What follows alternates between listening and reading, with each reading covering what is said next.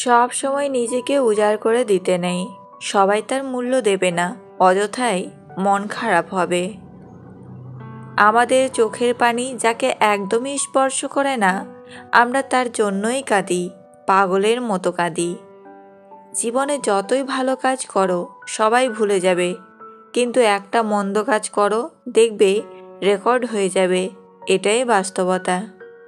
কিছু অতীত এমনও থাকে যা মানুষকে বাঁচিয়ে রাখে, আবার কিছু বর্তমান এমনও আছে যা মানুষকে শেষ করে দিতে পারে। জীবনে হতাশ হওয়ার কিছুই নেই। আসলে প্রতিটা মুহূর্ত মৃত্যুর মতোই সম্ভাবনাময়। পরিস্থিতি যাকে প্রতি মুহূর্তে বোকা বানাচ্ছে, তাকে আর আলাদাভাবে এপ্রিল ফুল বানানোর প্রয়োজন নেই। একজন মহান ব্যক্তিকে চেনা যায় ছোট ব্যক্তির সাথে তার ব্যবহার দেখে। কেউ যদি তোমার ভালোবাসার মূল্য না বুঝে, তবে নিজেকে নিঃস্ব ভেবো না, কারণ জীবনটা এত তুচ্ছ না। ভালোবাসা প্রতিশ্রুতিতে নয়, বিশ্বাসে টিকে থাকে। যেসব কাজে মানুষের কল্যাণ হয়, তার প্রতিটি কাজেই সর্বোচ্চ যত্নের সাথে করা উচিত। এক আকাশ সমান অনিশ্চয়তা তোমাকে পাওয়া না পাওয়ার, তবুও রোজ ভাবি তুমি আমার। এখন আর অবাক হয় না মানুষের বদলে যাওয়া দেখে, বরং আগে থেকেই নিজেকে সতর্ক রাখি। সীমাবদ্ধ ইনকামের মধ্যে যারা নিজেদের চাহিদাকে নিয়ন্ত্রণে রেখেছে, পৃথিবীতে তারাই সুখী।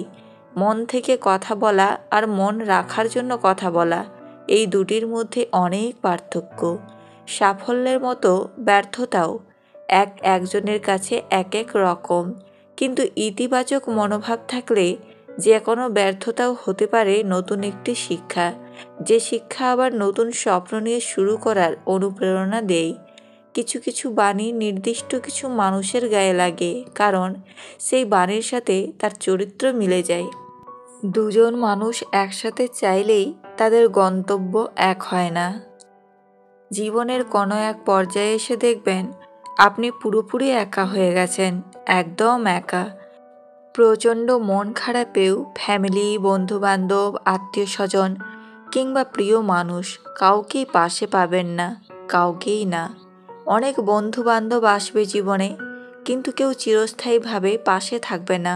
বসন্তের কোকিল হয়ে যে বা যারা আসবে, তাকে কিংবা তার কাছে নিজের সব কিছু শেয়ার করে অবশেষে বিশ্বাসঘাতকতার শিকার হয়ে মানসিকভাবে ভেঙে পড়বেন।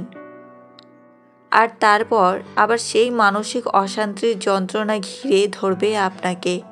একটা সময় আপনি নিজের অজান্তেই বড্ড একা হয়ে যাবেন। কোনো কিছু আর তখন ভালো লাগবে না। নিজেকে নিজের কাছেই অসহায় মনে হবে, নিজেকে অপরাধী মনে হবে। মনে ভাববেন হয়তো আপনি ভুল আর তারাই ঠিক। মনে হবে আপনার কোনো ত্রুটি কিংবা দোষ এর কারণে সব হারাচ্ছেন। এমন একটা সময় আপনি পার করবেন যখন সামান্য একটু সান্ত্বনা পাওয়ার জন্য ব্যাকুল হয়ে থাকবেন, মানসিক সাপোর্টের জন্য অস্থির হয়ে থাকবেন, কিন্তু কারো কাছ থেকেই পাবেন না। পরিবার পরিজন আপনাকে ভুল বুঝতে শুরু করবে, আত্মীয় স্বজনরা আপনাকে দাম দিবে না। আগের বন্ধু বান্ধবগুলো আর তেমন খোঁজ খবর নিবে না আপনার। এই সময়টাই হচ্ছে খারাপ সময়, যে সময়ে সব কিছু প্রতিকূল অবস্থায় থাকে। জীবনে এমন সময় আসলে তখন একা বাঁচতে হয়, নিজেই নিজেকে ভালোবাসতে হয়, সময় দিতে হয় নিজেকে, প্রার্থনা করতে হয়, মনে বিশ্বাস রাখতে হয়। মনে রাখতে হবে জীবনের সবচেয়ে কঠিন কষ্টগুলো নিজেকেই ভোগ করতে হবে। জীবনের সবচেয়ে কঠিন কঠিন যুদ্ধে একাই লড়তে হবে। বসন্তের কোকিল হয়ে জীবনে অনেকেই আসবে যাবে, তবে আপনার অবস্থান থেকে আপনাকে একাই সব পরিস্থিতির মোকাবিলা করতে হবে। সবার জীবনে একবার হলেও খারাপ সময় আসা দরকার মানুষ চেনার জন্য। যে সব মেয়েরা বেশি কথা বলে ওদের মনে কোনো ঘোরপেচ থাকে না, একথা সত্যি।